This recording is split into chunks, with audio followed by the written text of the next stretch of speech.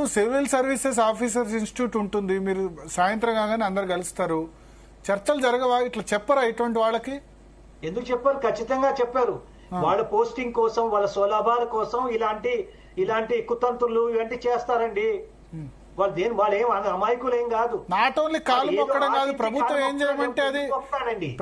చేయమంటే అది out of the వేలో చేయడం. పోలీసులే ఉన్నారు, ప్రతిపక్షాలను వేధించడం, ఏం చెప్తే అది చేయడం పోస్టింగ్ల గురించి. దీనివల్ల వాళ్ళు ఇబ్బంది పడుతున్నారు కదా.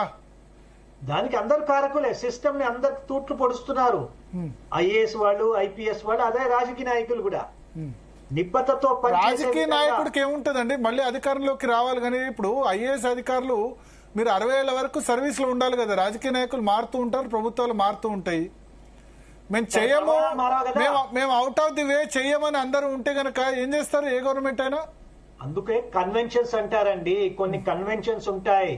ఆ కన్వెన్షన్స్ కి కట్టుబడి ఉండాలా. ఆ కన్వెన్షన్స్ అన్ని కూడా తుంగలో తొక్కితే ఏమవుతుంది? ఇలా భ్రష్టపడిపోతుంది. రేపు ఇలా ఉన్నత అధికారులు కాళ్ళు మొక్కటం ద్వారా కింది స్థాయి అధికారులు వాళ్ళ నైతికత కోల్పోయినట్లే కదా. వాళ్ళకి ఏం మర్యాద ఉంటుంది రేపు ప్రభుత్వ పబ్లిక్ లైఫ్ లో? ఎవరు కూడా మర్యాద ఎందుకు? కనీసం ఓకే, ఏదో వాళ్ళ ఛాంబర్ లో వెళ్లి కాళ్ళు మొక్కారంటే ఓకే, వాళ్ళ అభిమానం ఓకే, పెద్ద మనిషిగా ముఖ్యమంత్రి అని ఓకే. కెమెరాల ముందే బహిరంగంగా లైవ్ నడుస్తుండగానే మొక్కుతున్నారు. అది చాలా అంటే అవకాశం దొరకలేదు కదా.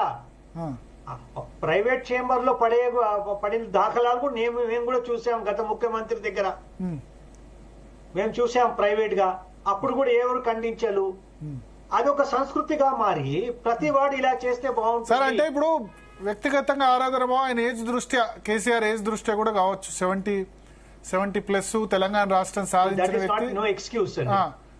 ప్రైవేట్ గా ఛాంబర్స్ లో అయితే ఓకే, లైవ్ లో ఎందుకు? అది కూడా తప్పే అని అంటాను. రాజకీయ నాయకులు వేరు, టీఆర్ఎస్ కార్యకర్తలు వాళ్ళ ఆశీర్వాదం తీసుకుంటే ఓకే. బట్ అవకాశం దొరికిందండి. చూడండి, public display of such activities సానుభూతి పొందటానికి బహిరంగంగా చేస్తే అక్నాలెడ్జ్ చేస్తాడు. అది బహిరంగంగా చేయించుకునే వాడికి కూడా పరిపత్తి పెరుగుతుందనే ఒక భావన. So public action should be condemned. Public తిడతారు, రాజకీయ పార్టీలు అన్ని దుమ్మెత్తి పోస్తాయని ఉండదా వాళ్ళకి? ఆ సమయంలో ఏముంటుందంటే ఆయనకు కావాల్సింది ఆయన సాధించాలి, ఆ పోస్టింగ్ లో కొనసాగించాలి, మళ్ళా ఇంకా మంచి పోస్టింగ్ అడుగుండొచ్చేమో, లేకపోతే అవినీతి ఆరోపణలు ఆయన మీద ఉన్నాయో ఆ ఫైల్ ఆయన దగ్గర వెళుతున్నప్పుడు ఆయన కొంచెం ఉదార స్వభావంతో పోనీలే పాపం ఈ అబ్బాయి బీసీఓ ఎస్సీఓ అని కొట్టేస్తాడు అతను. అలా దాఖలాలు కూడా ఉన్నాయి. కానీ శరత్ ఎస్ఎస్సి రిజల్ట్స్ జగిత్యాల్లో టాప్ లో పెట్టారు, మంచి ఆఫీసరే. ఇదివరకు నాకు తెలిసి సంగారెడ్డి కలెక్టర్ కూడా చేశారనుకుంటా. ఎఫిషియెంట్ ఆఫీసరే, కానీ ఎందుకు ఈ విధంగా చేస్తున్నారు అర్థం కాలేదు. 2 సార్లు గతం విషయం కాదండి ఇది. This individual may be a good officer, but the issue is ఆ రకంగా దిగజారే విధంగా ఒక్క చర్య చాలండి ఆ సర్వీస్ యొక్క ప్రతిష్టని దిగజార్చడానికి. మీరు 100 మంచి పనులు చేసినా కూడా ఒక్క భ్రష్టపడే పని చేస్తే మీకు వాల్యూ ఉండదు. కానీ ఇప్పుడు మరి ప్రభుత్వాల్ని, ముఖ్యమంత్రుల్ని కాదని చెప్తున్న పని కాదని ఉండగలరా అధికారులు? చాలా వాటిలో ప్రెషర్ వస్తుంది, మంత్రుల విషయంలో, వాటి విషయంలో, ముక్కుసూటిగా ఉన్న వాళ్ళ విషయంలో. అసలు యాక్చువల్లీ కొన్ని ఉంటాయి కదా మీకు, blue book, red book, protocol ఏంటి. నిజానికి మంత్రి వచ్చినా సరే కలవాల్సిన అవసరం లేదట కదా, ఓన్లీ ముఖ్యమంత్రి వస్తేనే అధికారి రావాలట, ఎస్పీ అయినా జిల్లా కలెక్టర్ అయినా. ప్రోటోకాల్స్ ఏమున్నా కూడా అండి, the government works through valid conventions, మంచి ప్రమాణాలు. ఆ ప్రమాణాలు కన్వెన్షన్స్ ఎప్పటి నుంచో వస్తున్నాయి. ఆ ప్రమాణాలు ఎక్కడ రాసి లేకపోయినా కూడా అవి గౌరవప్రదంగా ఉంటుంది కాబట్టి దాన్ని కొనియాడతారు.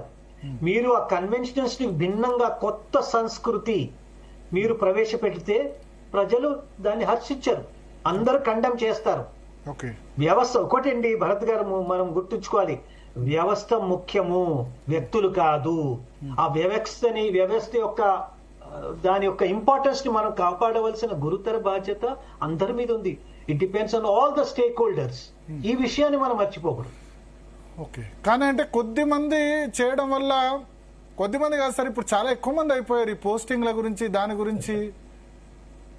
మేబీ యువర్ రైట్, మీరు చూస్తూ వచ్చారు కదా, ఎక్కువ మంది అయిపోయారు. ఎందుకంటే ఆంధ్రప్రదేశ్ లో నేను చెప్తా, ఆంధ్రప్రదేశ్ లో జియో ఇష్యూ చేశారు. ఆంధ్రప్రదేశ్ లో 25 మందికి పోస్టింగ్ లేవు సంవత్సర కాలంగా.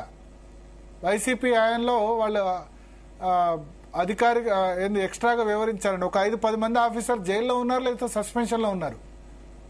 అవును, ఖచ్చితంగా. మరి అఫ్ కోర్స్ అప్పుడు ఆ పాత రెజీమ్ కి వాళ్ళు అతి సన్నిహితంగా ఉన్నారు. చాలా వాళ్ళు చెప్పినవన్నీ దౌర్జన్యాలు చేశారు కాబట్టి ఇప్పుడు వాళ్ళు ఫలితాలు అనిపిస్తారు. ఈ వచ్చే రెజీమ్ ఏదో సాకు చూపించి వాళ్ళకు పోస్టింగ్ ఇవ్వకపోవటం, లేకపోతే అప్రధాన పోస్టులు వేయటం, లేకపోతే కేసులు వేయటం. మరి ఇటువంటి సమయంలో ఇప్పుడు మీరు ఐఏఎస్ అధికారుల సంఘం లేకపోతే ఐపీఎస్ అధికారుల సంఘం స్పందించాలి కదా ఇబ్బంది పెట్టినప్పుడు. ఐఏఎస్ ఆఫీసర్ సంఘం గతంలో దాఖలాలు ఉన్నాయి. నేను అసోసియేషన్ లో ఉన్నప్పుడు కూడా, ఒక ఎగ్జిక్యూటివ్ కమిటీ మెంబర్ ఉన్నప్పుడు ఇలాంటి ఏమైనా జరిగినప్పుడు మేము స్పందించేవాళ్ళం.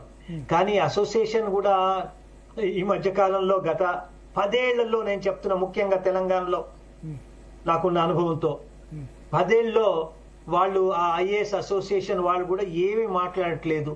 మాట్లాడితే ఎక్కడ ముఖ్యమంత్రి గారికి నొప్పేస్తుందో, లేకపోతే కక్ష సాధింపు ఏమైనా చర్య తీసుకుంటారు అనే భయంతో వాళ్ళు కూడా సైలెంట్ అయిపోయారండి. మన స్మితా సబర్వాల్ ట్వీట్ చేస్తే ట్రాన్స్ఫర్ చేశారు టూరిజం నుంచి. That is not required for the government. ఆమె కేవలం ఒక ట్వీట్ చేసి ఉండొచ్చు. అఫ్ కోర్స్ ఆమె ఏ ఉద్దేశంతో చేసింది అది వేరే విషయం. కానీ ట్వీట్ వల్ల దాంట్లో అందరినీ కాకుండా ఈవిడ్నే పర్టికులర్ గా సెలెక్ట్ చేసి టార్గెట్ చేయటం వల్ల దట్ ఈస్ ఆల్సో ప్రశ్నార్థకం. Government should be very higher level అండి. గవర్నమెంట్ షుడ్ బి, ఏమంటారు హిందీలో మా బాప్ అంటారు. అది ఎంత ఉన్నతమైన స్థితిలో ఉంటుంది అంటే గవర్నమెంట్ ప్రతి చీటికి మాటి వాటికి చిన్న చిన్న చిల్లర రాజకీయాలు చేయటానికి వాళ్ళు నేరుగా ఇలాంటి స్పందించడం కూడా మంచిది కాదు. ప్రభుత్వం తన యొక్క హుందాతనాన్ని కాపాడుకోవాలా, దిగదార్చే విధంగా ప్రవర్తించకూడదు. అంటే ఐఏఎస్ అధికారులకు కూడా భావ ప్రకటన స్వేచ్ఛ ఉంటుంది. స్మితా సబర్వాల్ చేసింది కరెక్టే అంటారా? ఖచ్చితంగా. ఓకే, అందుకోసం ఆవిడ చేసి చూపించారు కదా. ఇప్పుడు ఏమైందండి? ఏం చేయలేదు కదా. మహా ఉంటే సస్పెండ్ చేస్తే మళ్ళా కోర్టుకు వెళ్లి స్టే తీసుకొస్తారు. సస్పెండ్ చేయలేదు, ట్రాన్స్ఫర్ మాత్రం చేశారు. బాధితుల నుంచి తప్పించి ఇప్పుడు పాత అదే మన ఫైనాన్స్ కమిషన్ రెస్పాన్సిబిలిటీ ఇచ్చారు. అప్రధాన్య పోస్టు, ప్రాధాన్యమైన అప్రప్రాధాన్యమైన ఆమె అయితే నేనైతే ట్వీట్ డిలీట్ చేయనని చెప్పేసింది. Absolutely correct. సో అధికారులు అదే ఇదొక మంచి నిదర్శనం. కొంత అధికారులు నిబద్ధతతో పనిచేస్తున్నారు. వాళ్ళకు భగ్నం కలిగే విషయం ఏది కూడా చేయట్లేదు. నైతికంగా పతనమయ్యే చర్యలు ఎవరు కూడా ఏమి చేయట్లేదు. మీరు అన్నట్లు స్వేచ్ఛ ఉంది. కానీ ఇప్పుడు మరి స్మితా సబర్వాల్ విషయంలో అండగా నిలబడాలి కదా ఐఏఎస్ అధికారుల సంఘం. అట్లా అక్కడ ఆమె అప్రోచ్ కాలేదు కదా. ఆ వ్యక్తిగతంగా కూడా అసోసియేషన్ కు వెళ్లి ఫిర్యాదు చేసుకోవాల్సిందే. అయ్యా నాకు ఇట్లా అన్యాయం జరిగింది, ఇది సబబు కాదు, ప్రభుత్వం చేయడం, మీరు జోక్యం చేసుకోండి అని అడగాల. అంటే ఐఏఎస్ అధికారులు కూడా మాకు కూడా మాట్లాడే హక్కు ఉంది, మేము కూడా పౌరులమే అని ఎందుకు చెప్పట్లేదు? భావ ప్రకటన స్వేచ్ఛ అందరికి ప్రజలకు ఉన్నట్టు ఆమె ఏమన్నారంటే దాదాపు దాన్ని రీట్వీట్ చాలా మంది చేశారు, కానీ నన్ను ఒక్కదాని మీద యాక్షన్ తీసుకున్నారు. ఖచ్చితంగా ఇప్పుడు సోషల్ మీడియాలో చాలా మంది ప్రభుత్వ ఉద్యోగులు పెడుతూ ఉంటారు సేవ్ హెచ్యు, సేవ్ బయోడైవర్సిటీ అన్నది తప్ప అక్కడ ముఖ్యమంత్రినో వాళ్ళనో అనలేదు. అన్నప్పుడు అక్కడ రెస్పాండ్ కావాలి కదా. మిగతా ఐఏఎస్ అధికారులు కూడా మాకు కూడా భావ ప్రకటన స్వేచ్ఛ ఉండాలని వాళ్ళు అనొచ్చు కదా. అనాలి. అనలేదంటే దౌర్భాగ్యమైన పరిస్థితి. ఎలా క్షీణించిపోయాయి విలువలని మనకు అర్థం అవుతుంది. ఇప్పుడన్నా వాళ్ళ కళ్ళు తెరవాలి. ఒక తోటి ఉద్యోగికి అన్యాయం జరుగుతుంటే వాళ్ళ గలం విప్పాలి. అది ఎవరు విప్పలేకపోతున్నారు. ఎందుకు నా మీద ఏమైనా పడతారని, మళ్ళీ నాకేమైనా బదిలీ చేస్తారని, నా మీద ఎంక్వైరీస్ చేస్తారని భయం. థ్యాంక్ యూ చంద్రవర్ధన్ గారు. నమస్కారం. సో స్పందన